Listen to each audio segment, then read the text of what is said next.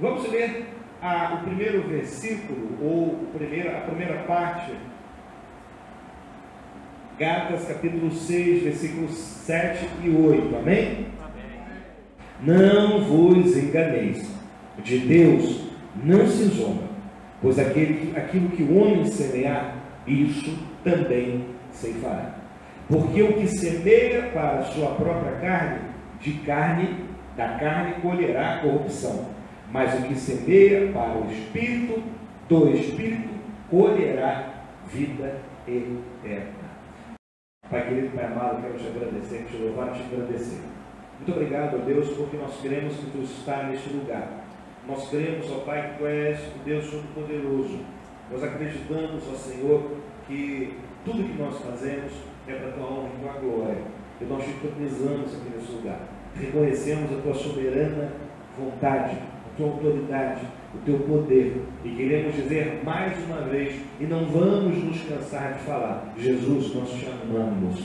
Jesus, nós te amamos. Nós reconhecemos que Tu morreste na cruz do Calvário por cada um de nós que está aqui e ressuscitou, venceu a morte e nos deu direito à vida eterna. Pai, muito obrigado, agora e sempre. Amém, Senhor, e amém, Jesus. Amém? Existe uma lei, eu sempre falo aqui, que é a lei da semeadura. O que a Bíblia fala nesse momento, não dá para falar sobre semear, não dá para falar sobre coisas que virão, se a gente começar com um princípio bíblico que é geral, é uma lei bíblica. Existem algumas leis que Deus estabeleceu, Ele mesmo estabeleceu, e essas leis não podem ser mudadas. Por isso que a Bíblia fala que o Senhor vela pela sua palavra. Deus instituiu normas, Deus estabeleceu leis, e Ele mesmo cuida para que essas leis sejam mantidas. Esse é o princípio. E aqui está sendo muito claro, mas logo no início ele fala o seguinte: não vos enganeis, de Deus não se zomba. Existem algumas passagens, hoje com internet, todo mundo recebe um monte de coisa, por WhatsApp, Facebook, redes sociais gerais, mas de vez em quando coloca-se algumas pessoas e usando essas pessoas como exemplo de pessoas que um dia zombaram de Deus. É claro que existem alguns extremismos, existem algumas coisas que você tem que ficar atento, porque muita coisa é marketing, muita coisa é focado em outros propósitos. É igual, existem algumas marcas que são lançadas dentro das igrejas: não usa isso porque isso é coisa do diabo. E na realidade é uma outra marca, foi uma outra marca concorrente que lançou isso. Então a gente tem muita cautela, mas existem algumas pessoas que são bem conhecidas nessa conduta. Mas uma delas, por exemplo, é Marilyn Monroe. Você deve lembrar, atriz de Hollywood, famosa. Pastor Billy Graham uma vez foi evangelizar essa mulher. E ela vira para ela e fala: olha, eu não preciso do seu Deus. Eu não quero o seu Deus. Você lembra do pastor Billy Graham? Maior evangelista dos tempos modernos. Esse homem morreu recentemente. Algum tempo depois, essa mulher era encontrada morta, e até hoje não se sabe se ela realmente tirou a própria vida ou tiraram a vida dela porque ela sabia demais, envolvida com o presidente Kennedy, coisas desse tipo. Várias pessoas você deve ter de exemplo, eu não preciso ficar mostrando para você, de alguém que pagou um preço muito alto por zombar de Deus. Durante muitas vezes, na própria Bíblia, nós vemos pessoas que zombaram de Deus, nações inteiras que pereceram porque não deram honra ao Deus Todo-Poderoso. Rapidamente, a gente pode falar de Faraó. A Bíblia fala que chega Moisés, enviado por Deus. Faraó, ele não acreditava no Deus de Moisés, até o último momento, quando Deus toca naquilo que era mais precioso para o egípcio, que era o seu primogênito, aquele que herdaria, aquele que daria continuidade. E por que o primogênito era tão importante, além do fato de ser um filho amado? É porque era a ideia da continuidade, era o legado. Então, quando o filho morria, o primogênito morria, era como se o legado daquele egípcio tivesse sido cortado, anulado. Ele não teria mais continuidade. E Deus vai por vir e toca nisso. E mesmo assim, Faraó, a Bíblia fala, no finalzinho, quando ele tinha cedido, ele volta atrás, não acreditando no Deus de Israel. E o que acontece? Os exércitos são destruídos e os egípcios são praticamente varridos da história do ponto de vista da importância que aquela nação teve. Hoje a gente ouve só falar dos egípcios. Outro que afrontou o Deus de Israel, pagou um preço muito alto, foi o gigante Golias. A Bíblia fala que Golias bradava, gritava no campo de batalha. Será que não tem homem aí para vir me enfrentar? Não tem ninguém aí que possa vir? E pior do que Golias podia imaginar, quem chegou para enfrentar Golias foi um adolescente, um garoto, magro, cheio de sardinha, todo o ruivo chamado Davi, mas aquele garoto com uma estatura bem diferente dos padrões dos guerreiros da época. Aquele garoto Deus usou para enfrentar aquele que havia afrontado o exército do Deus vivo. O próprio Davi fala: quem és tu, Golias, para afrontar o exército do Deus vivo? Então, durante toda a história, até na Bíblia, a gente vê de pessoas que zombaram de Deus e pagaram um preço muito alto. Mas nem todo mundo que zomba de Deus morre imediatamente. Nem todo mundo que zomba daquilo que representa a Deus é tirado dessa vida imediatamente. Não, tem pessoas que duram uma vida inteira zombando. Eu sempre lembro o que eu digo: você pode até viver sem Deus, mas você não pode morrer sem Deus. Você não pode perder a sua vida longe da comunhão com o Deus Todo-Poderoso. Se preocupe com o barulho não, que não é arrebatamento. Amém? Estamos aqui ainda. Não foi o arrebatamento. Né? O arrebatamento, quando você reparar, você já saí de lá. Estou longe, estou bem longe. Aí você vai se preocupar mais com o governo, acordar cedo para trabalhar, preocupar. Não. Você só vai se preocupar com a vida eterna, com a eternidade. Um dia isso vai acabar, irmão. Um dia vai acabar o boleto, um dia vai acabar a preocupação, um dia isso tudo vai acabar, quando um dia o Senhor nos chamar todo mundo. E a gente vai embora desse lugar. Por enquanto, ainda estamos aqui. E é interessante como Cristo fala, quando ele ora, né, ao Pai: olha, Pai, eles não são do mundo, mas estamos. Nós não somos desse mundo, mas estamos nesse mundo. Pois Deus usou atores, ele separa aqui, ele coloca alguém que zomba de Deus, que nem todos que zombam de Deus, zombam verbalmente. Alguém pode estar zombando com Deus pelas suas atitudes, pelo seu comportamento, pela sua ausência de atitude, talvez, pela sua omissão.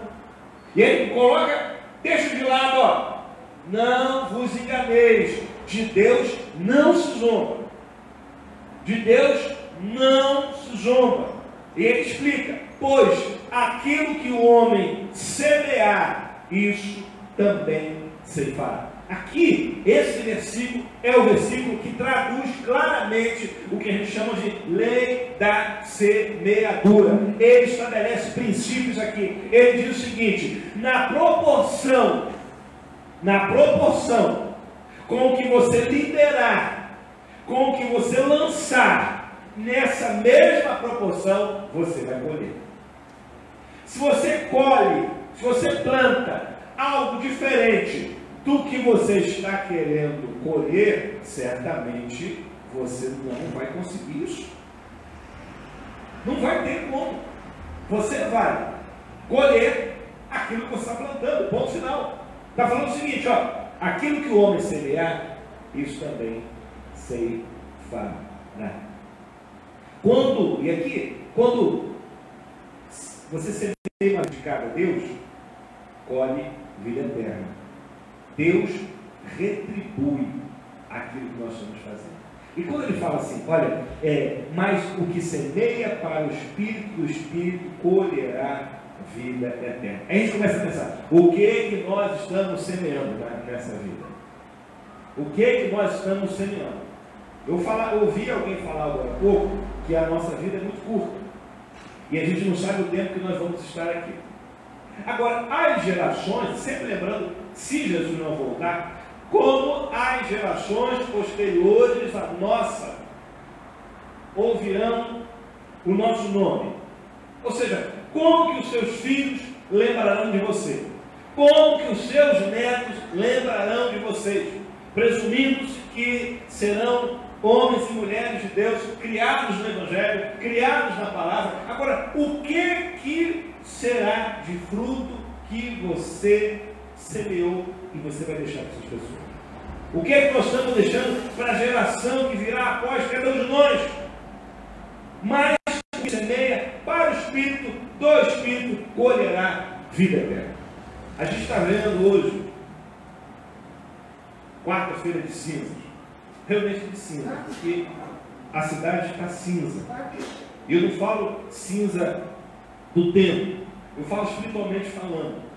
Porque a cidade está numa atmosfera espiritual terrível. E Satanás está matando gente, destruindo famílias, plantando sementes de discórdia, coisas que aflorarão mais à frente. Por quê? Porque as pessoas estão semeando sábado, domingo, segunda, terça e quarta. E talvez até domingo estão semeando morte ao invés de vida eterna. Você abrir os jornais, você verá informação de pessoas que morreram nesse período de carnaval, gente que foi baleada, gente que foi atacada, e gente que está semeando não para a vida eterna, mas para a morte. E a ideia dessas pessoas, ninguém quer morrer, ninguém quer destruir a sua família, mas as pessoas estão no engano de Satanás, estão sendo enganadas por Satanás.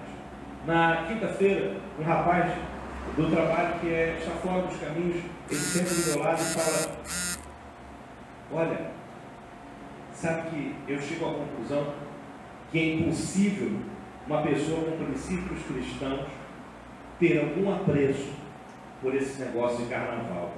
Aí eu brinquei com ele e falei: poxa, até que enfim você viu isso, hein? E ele falou: porque eu estava reparando que cada trecho de alguma música que eles falam, eles estão exaltando entidades malignas, deuses falsos. Então é impossível um cristão compactuar com isso.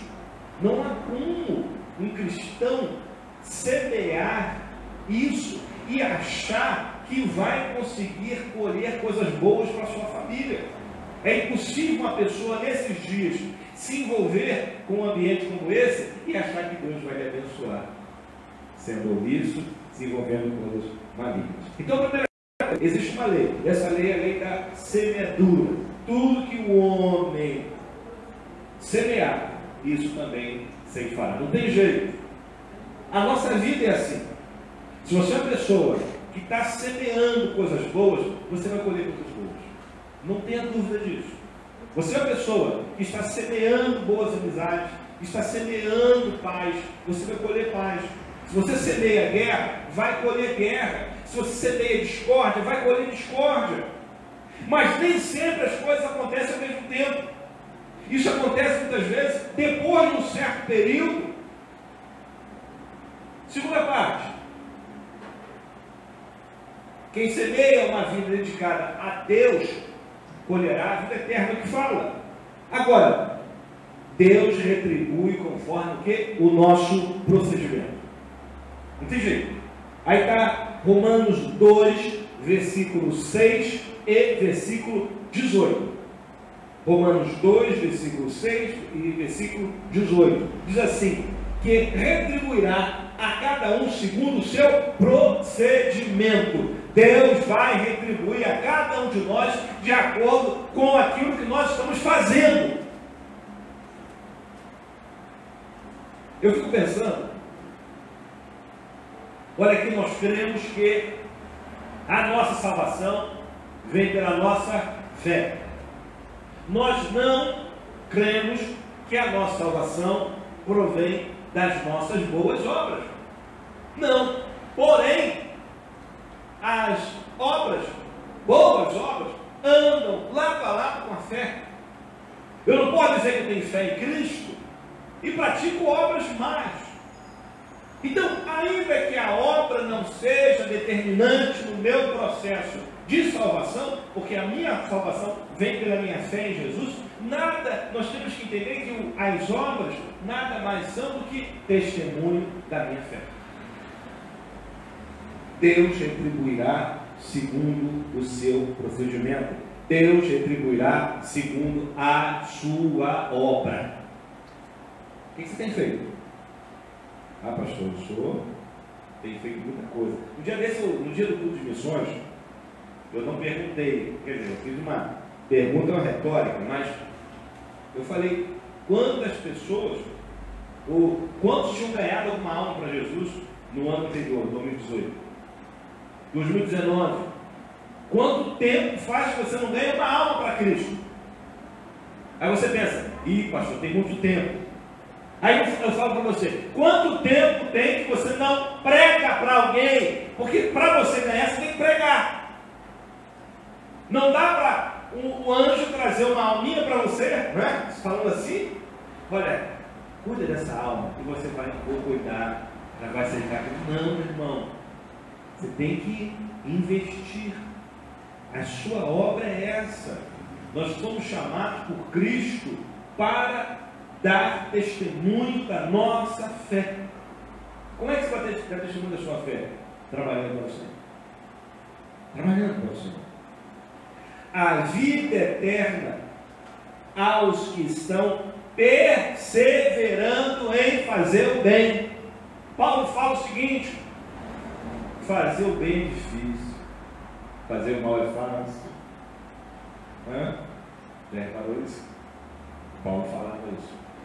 Paulo falava assim: irmãos, eu estou tentando fazer coisas boas, mas é tão difícil. Mas as coisas mais, se eu deixar, é igual um carro que está numa ladeira, aí você tira o freio de mão, o que acontece?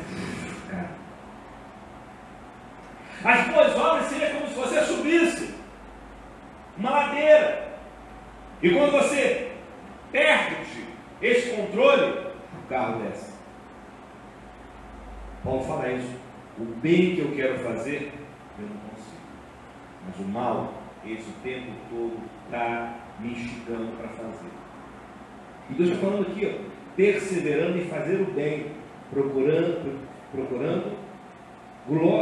glória, honra e incorruptibilidade, mas ira e indignação aos facciosos, que desobedecem à verdade e obedecem à injustiça.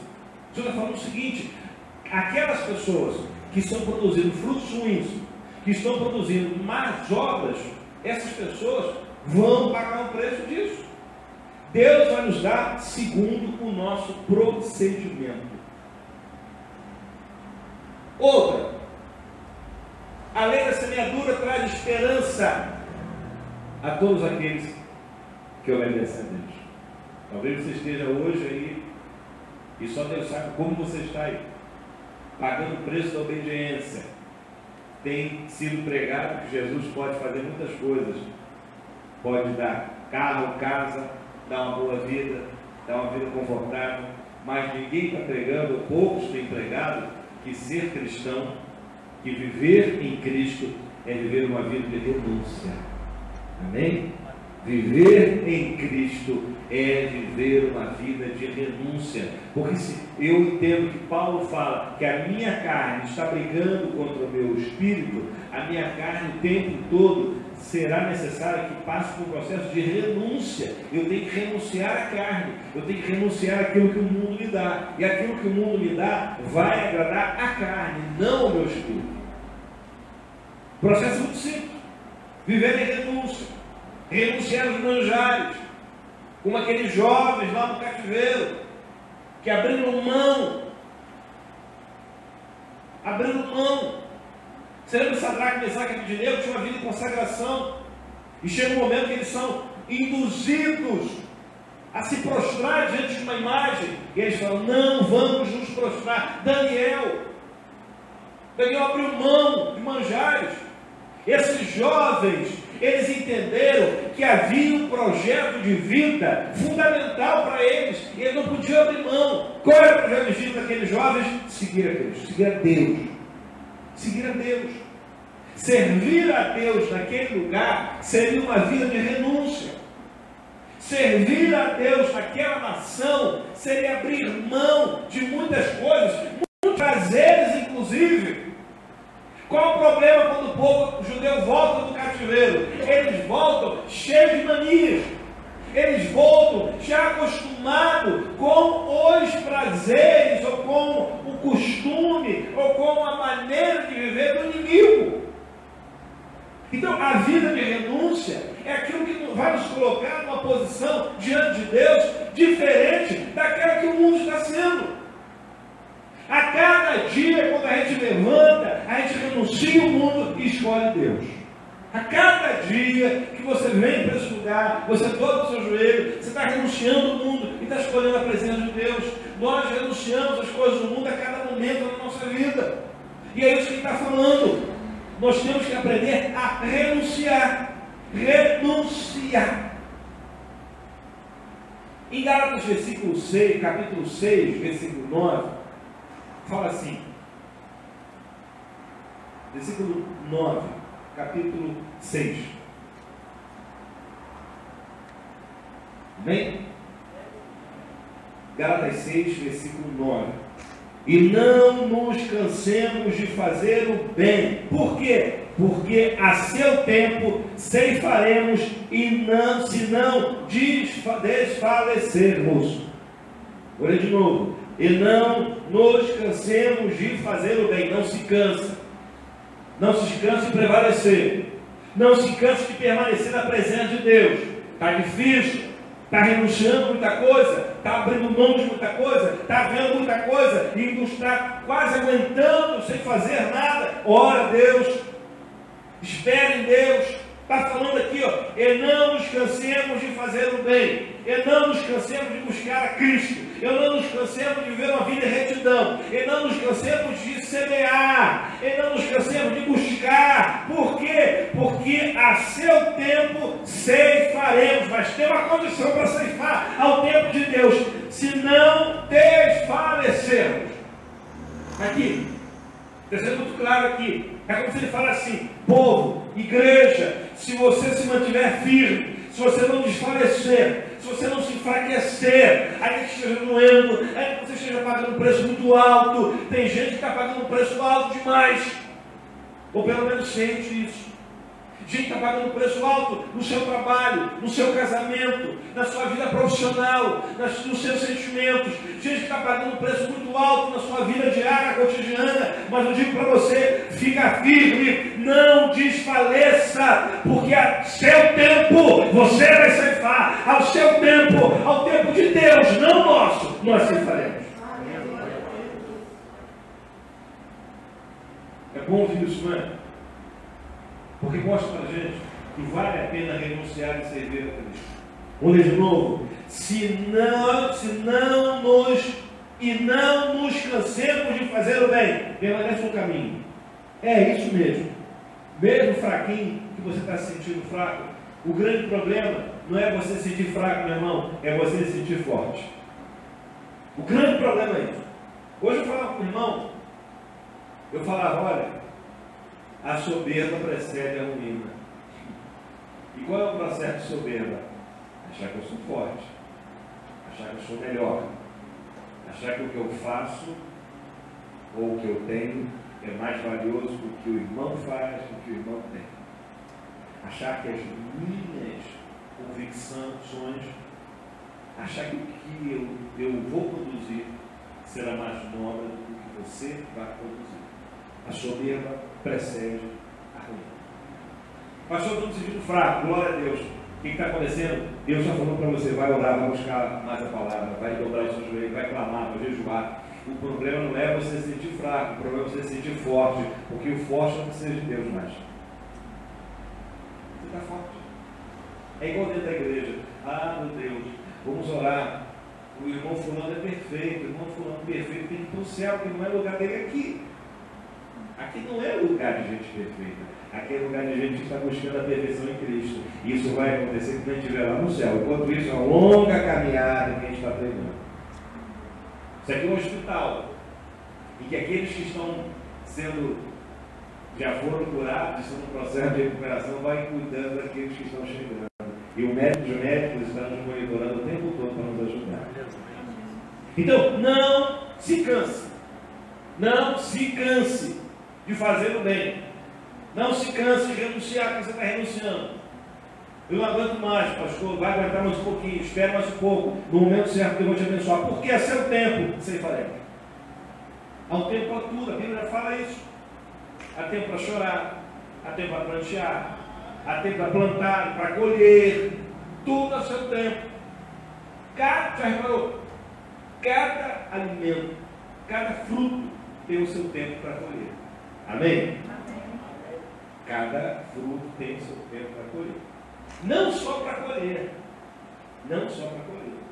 mas para crescer também a árvore. Você planta uma mangueira, vai esperar alguns anos para essa mangueira dar fruto, amém? Coqueiro, né? Tem árvores aí que levam 5, 6 anos para dar os primeiros frutos, ou mais. Ainda mais se o solo for ruim, vai demorar mais ainda. Né? Se você tem um solo meio arenoso, um solo ruim, aquilo que demoraria talvez 2, 3, 4 anos vai ficar mais demorado. O tempo da colheita vai depender de vários fatores. O solo é fundamental. O que você usou nesse solo, o que você plantou. Tem árvores que você planta, o fruto vem rapidinho. Tem outros que demoram. Tem árvores que o sujeito vai colher poucas vezes na vida, de tanto tempo que demora na fruto. Agora você entender o seguinte: o fruto será colhido ao seu tempo. Eu não posso colher algo que não está no seu tempo para ser colhido, porque toda vez que eu for naquela árvore e buscar aquele fruto fora do tempo, eu vou me decepcionar, porque eu não vou vê-lo lá pendurado naquela árvore. E por isso tem gente dentro da igreja que fica desanimada. Por quê? Porque ela idealiza o fruto antes mesmo dele ter sido gerado.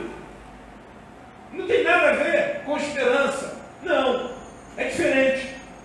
É porque você está pensando que o fruto já está sendo gerado. E você vai lá olhar e não está lá. Aí você volta, vai de novo e não está lá. Isso cria um processo de ansiedade, decepção, desânimo. E tem gente dentro da igreja que está desanimado porque estava esperando colher o fruto em 1 mês e Deus já está demorando 2 anos para dar. Estava esperando colher o fruto em alguns meses e Deus já está demorando anos para dar. Mas o problema não é que Deus está retendo a tua bênção, é que cada coisa que nós plantamos tem um tempo certo para florescer. É isso, é lei. E Deus não quebra as leis que Ele mesmo instituiu. É igual, a gente vê muito isso aí. Como é que é? Deus não destrói uma família para criar outra família. Isso é claro.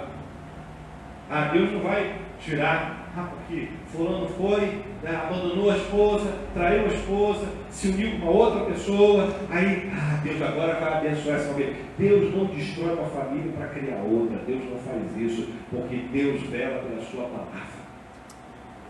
Então não queira que Deus faça você colher laranja se você plantou cana.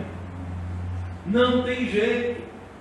Tudo tem o seu tempo e tudo tem a sua forma. Os frutos não são idênticos. Eu não posso, sabe, se você tiver um seu terreno, eu tenho lá o meu terreno, eu quero plantar manga, meu terreno é um tipo de solo, o pastor Adilson é outro, o pastor Valdério certamente será outro terreno.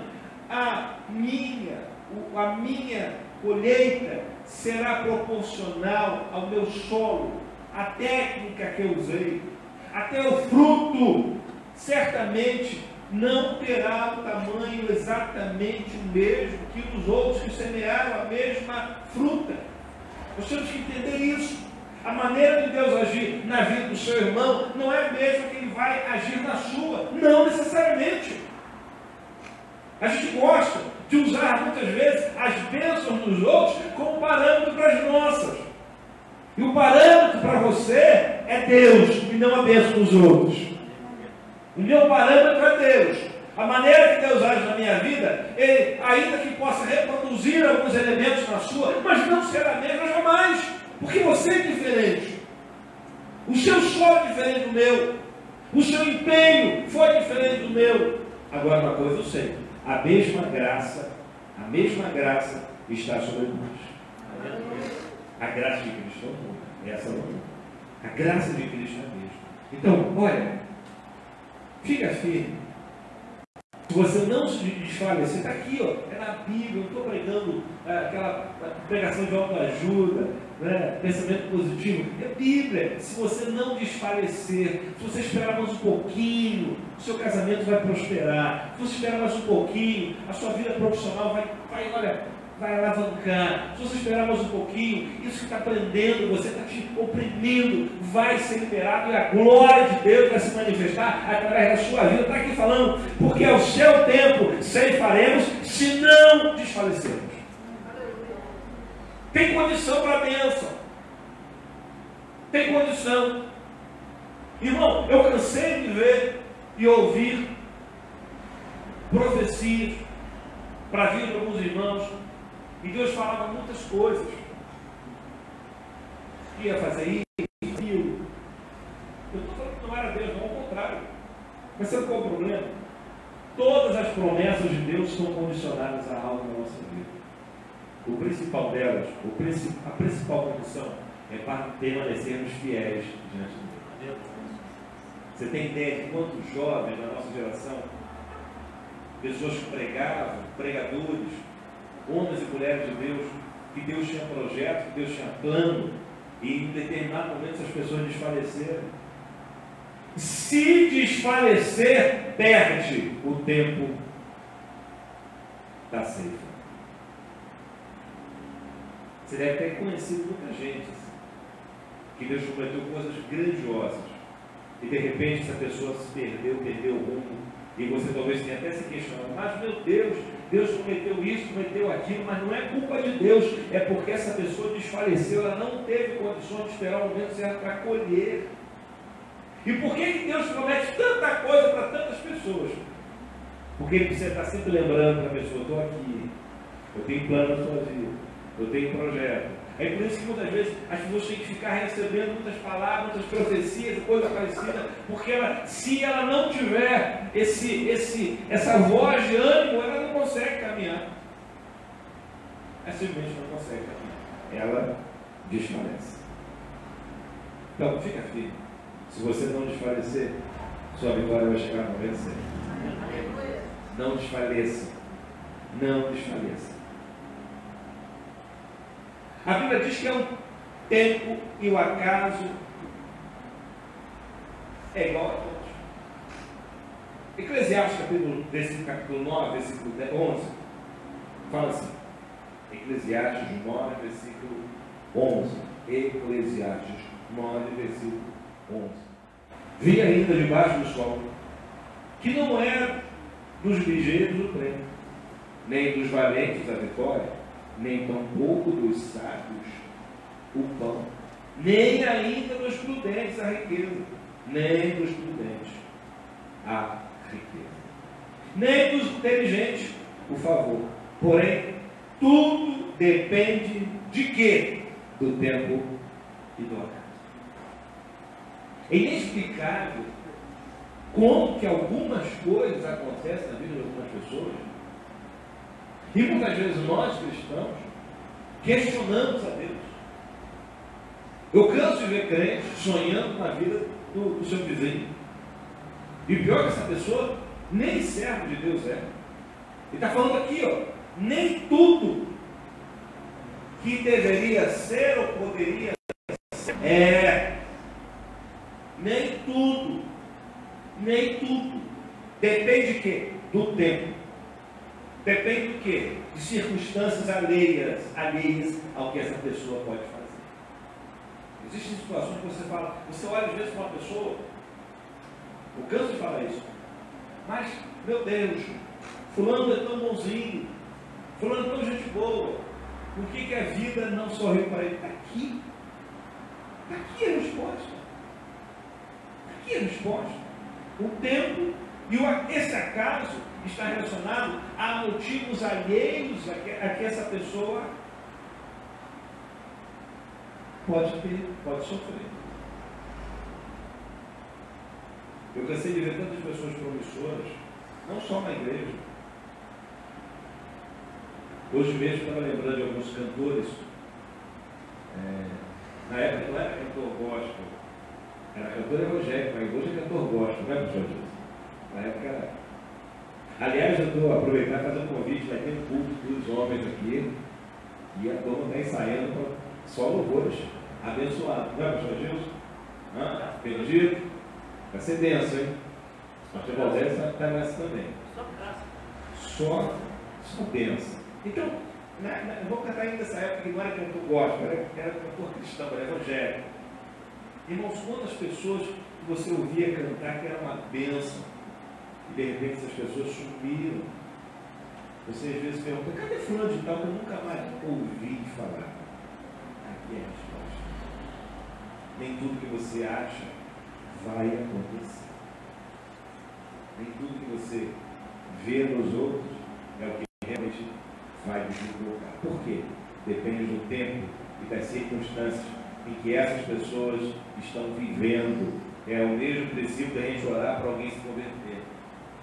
Você ora para que uma pessoa querida se converta, mas você tem que lembrar sempre de uma coisa: existe livre-arbítrio e cada um vai colher aquilo que plantou. Para fechar, caso o nosso tempo, são pastores.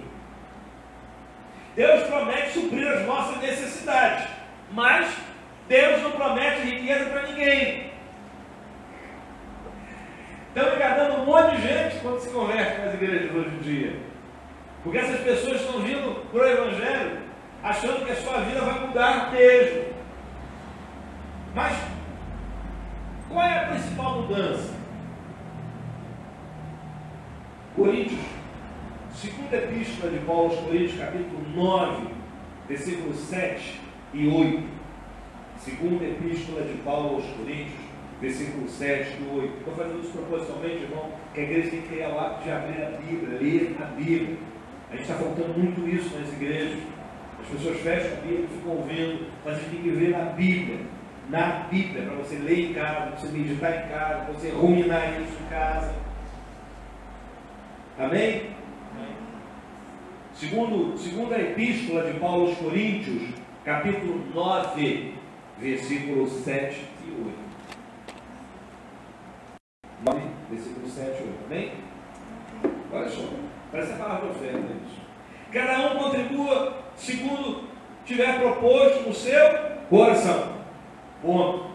É algo pessoal. Deus não interfere nisso. É uma opção sua. Deus não vai interferir na sua escolha, no seu desejo de cooperar. Vírgula. Não com tristeza. Se dá, meu irmão, se ofertar com tristeza, eu estou dando isso aqui, eu podia ter comprado tal coisa. Esquece a sua oferta. Perdeu o valor para Deus. Perdeu. Perdeu o valor para Deus. Não com tristeza ou por necessidade, está ofertando porque acha que é uma barganha. É igual poupança, não é? Poupança não, porque hoje não rende nada. Mas antigamente, quem pegou aquela época de poupança a 20% ao mês, naquela época da inflação galopante, lembra que o sujeito que tinha uma poupança gorda estava com dinheiro. Aí veio o Collor, acabou com tudo isso, pegou todo mundo, deixou todo mundo na pior. Mas não é barganha. Com Deus eu não faço barganha, não posso fazer barganha com Deus. Deus já conhece o meu coração. Antes mesmo de eu colocar a mão no meu bolso, eu estou falando de dinheiro, né? Mas não é só dinheiro, estou usando o dinheiro como exemplo bem claro, bem clássico. Mas não é só isso. Não por tristeza ou por necessidade. E explica por quê. Agora está dizendo por que isso. Porque Deus ama a quem dá com alegria. O seu tempo tem que ser entregue para Deus com amor, com alegria. Sabe, o pastor aqui, os demais obreiros, às vezes, fazem um apelo para a igreja, o pessoal fica até seco de tanto pedir para os irmãos ajudarem. Muita gente, ninguém se propõe a ajudar. Será que a sua ajuda na igreja é só no seu dízimo? Uma vez a gente teve um problema com a igreja que nós estávamos. Problema não, foi uma situação que teve um almoço e uma irmã chegou e falou que queria almoço de graça, porque ela já era dizimista, ofertante, então a igreja não podia comprar almoço. É cada prova que o pastor passa, mas enfim. Qualquer dia eu vou escrever as memórias do pastor. Eu acho que vai dar umas 200 páginas. Mais? Acho que mais, né?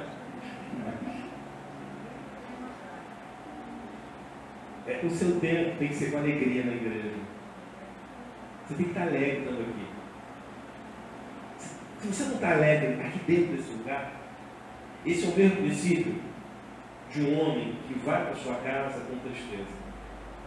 Eu lembro que nós trabalhávamos numa empresa, nós prestávamos serviço numa empresa, e dava sexta-feira, o dono da empresa estava lá, a 1000 por hora. 6h30, 7 horas, 8 horas da noite, uma sexta-feira, e eu e outro amigo meu, rapaz, a gente tem que ir embora, vamos para casa. Temos esposas. Ele falou que nada, eu vou fazer o que em casa? Mas por que ele falava isso? Porque ele tinha uma vida destruída. Tinha passado por 3 casamentos, uma vida emocional arruinada. E a moça que ele estava, uma boa moça, ele não dava valor a essa moça, ele perdeu também essa senhora, essa moça. Então, quando alguém não quer ir para sua casa, é porque sua casa não está bem. Porque ele não está bem. Então, se você está em comunhão com Deus, você tem que se sentir bem aqui na casa de Deus, porque a casa é sua também. Se a casa é do seu Deus, do seu Pai, a casa é sua. Então, irmão, contribua com amor, com alegria. Faça com alegria, faça com amor. 8. Deus pode fazer-nos abundar em toda graça, a fim de que, tendo sempre em tudo ampla suficiência, superabundez em toda boa obra. Está falando, sabe o quê? Com Deus não tem mendigaria nem miséria, não. Quando Deus dá é a vontade. Quando Deus faz, não é com miserê, não é contando moedinha, não é com sacrifício. Quando Deus dá, Ele dá com abundância, é com fartura, é com prosperidade, é com bênção. Prosperidade não é ter muito, é ter sempre. É saber que amanhã não vai faltar. Você pode ter almoçado hoje quantas gente com a família. Você está contando moedinha para comprar o pão amanhã. Ou talvez nem tenha. Mas uma coisa você sabe: Deus não vai deixar faltar. O nome disso é prosperidade. Você pode não ter tudo, mas tem o que Deus quer que você tenha. Isso é prosperidade. Para fechar o último. Agora é o último. Não significa que você vai ter uma vida fácil se obedecer a Deus. Quem disse que a nossa vida é fácil? No entanto, uma vida dedicada a Deus é melhor que uma vida dedicada a Satanás e ao pecado, que muitos de nós, um dia, outrora, praticávamos. O que Deus faz? Deus pega as nossas vestes, troca as vestes sujas, e quando o acusador, ele fala isso, a Bíblia fala isso sobre sacerdotes, não é? A Bíblia fala isso. Quando o inimigo vem nos atingir, nos acusar, falar: quem é você? Você tinha roupas sujas, você tem vestes sujas. O Senhor repreende o inimigo, porque aquilo que Deus toca e limpa, Satanás não pode mais possuir. Sabia? É um questionamento muito forte isso, e vale uma outra reunião, uma outra conversa, de pessoas que se afastam do caminho. Será que uma pessoa que esteve nos atos do Senhor, foi batizado com o Espírito Santo do Senhor, uma pessoa que teve intimidade com Cristo, com Deus, essa pessoa pode se desviar realmente. E se ela se desviar, significa que ela um dia realmente teve um encontro com Deus? Alguns teólogos chegam a afirmar que não.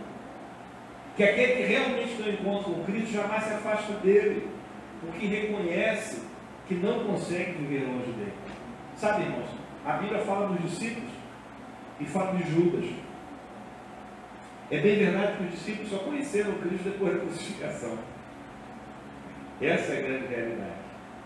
Mas, na verdade, o único que se afastou realmente foi Judas. Os outros, menos fraquinhos, estavam lá. E aquele que pisou na bola também, que foi Pedro, que negou a Cristo, ele mesmo foi tratado pelo Senhor. Então nós temos que entender que a intimidade com Cristo nos faz enxergar coisas que nós, com a nossa visão humana, somos incapazes de ver. Abre para fechar, Coríntios, ainda 2 Coríntios, capítulo 4, versículo 16 e 17.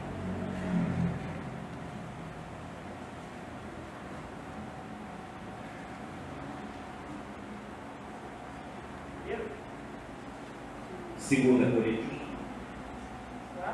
4, versículo 16, versículo 17.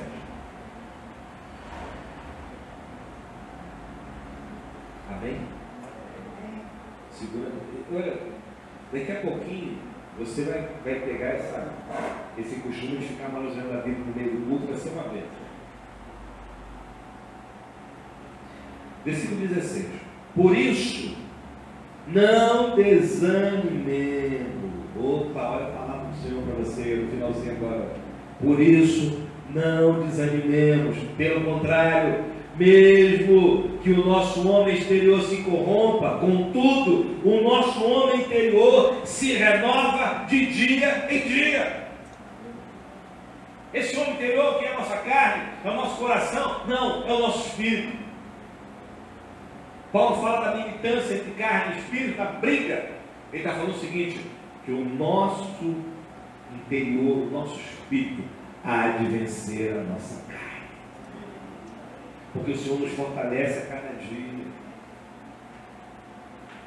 Porque a nossa leve, olha o que ele fala, nossa leve e momentânea tribulação produz para nós eterno peso de glória, acima de toda comparação. Ele está falando o seguinte, esse furacão, esse vendaval, que talvez você esteja vivendo na sua vida, essa coisa que deixou a tua vida meio turbada, ele está falando o seguinte, isso é uma leve e momentânea. Leve por quê? Porque é insignificante? Não, é leve porque você vai conseguir suportar. É momentânea, porque mesmo que para você não pareça, para Deus é, porque Ele já sabe o momento que ela vai terminar. Então, voltando lá em cima, espera, persevera, porque você vai colher. É leve momentâneo por causa disso. É leve porque Deus não dá nada que a gente não possa suportar. É momentânea, está relacionado com o tempo, é por um momento. O momento é um tempo específico, o momento não é algo infinito, é um tempo específico. E Deus sabe a hora de começar e a hora que a tua luta vai terminar. Quem sabe você está terminando hoje, pela tua fé. Pela tua fé.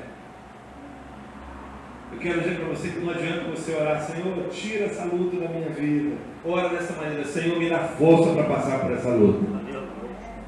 Porque aquilo que a gente tem que passar, a gente vai passar. Não se iluda. Eu vou tirar a tribulação. Não ora para Deus tirar a tribulação. Deus tem que tirar a vitória da tribulação, senão a tribulação não tem sentido. Ninguém gosta de passar por tribulação. Eu não gosto. Eu não gosto. Mas eu sei que a tribulação tem que moldar.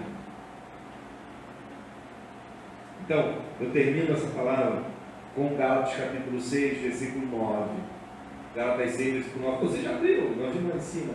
E não nos cansemos de fazer o bem. Continua, persiste na palavra. E não nos cansemos de fazer o bem, porque a seu tempo ceifaremos, se não desfalecemos. Se você permanecer firme no tempo de Deus, essa leve e momentânea tribulação certamente te mostrará os frutos da tua persistência. Coloque de pé em nome de Jesus. Leve e momentânea tribulação. É difícil ouvir isso, né?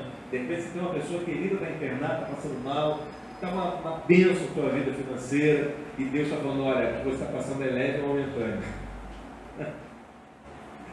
Aí você fala, Jesus, fala isso lá para o meu gerente, para o meu banco. Hã? Senhor, fala isso lá para as minhas contas. Doutor Jesus, fala isso para o médico que falou que não tem mais jeito. Mas Jesus está falando, se você permanecer firme, se não desfalecer no momento certo, você ceifará.